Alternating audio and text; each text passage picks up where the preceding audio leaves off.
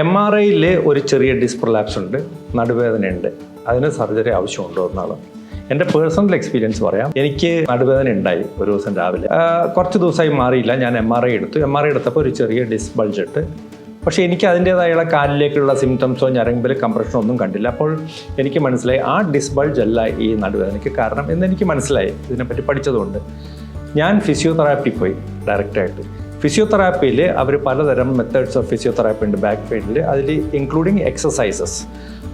ഒരാഴ്ചയോളം അവരുടെ സൂപ്പർവിഷനിൽ കാണിച്ചു തന്നു. അതിനുശേഷം ഞാൻ സ്വന്തമായി എക്സസൈസ് ചെയ്ത് എൻ്റെ നടുവേദന പൂർണ്ണമായി മാറി. അപ്പോൾ ഞാൻ പറയുന്നത് എന്താണെന്ന് വെച്ചാൽ നമ്മളൊരു MRI ഒരു ഡിസ്ക് കണ്ടുകൊണ്ട് ആ ഡിസ്കിനെ കയറി ട്രീറ്റ് ചെയ്യാൻ പോകേണ്ട കാര്യമില്ല. പലപ്പോഴും ഈ നടുവേദനയുടെ കോസസ് ഫിസിയോതെറാപ്പിയിലൂടെ തന്നെ മാറ്റാൻ പറ്റുന്നതാണ്. അത് പ്രോപ്പറായിട്ട് ഒരു ന്യൂറോ സർജൻ അല്ലെങ്കിൽ ഒരു spine surgeon plus physiotherapy evaluate ചെയ്തിട്ടാണ് തീരുമാനിക്കേണ്ടത്.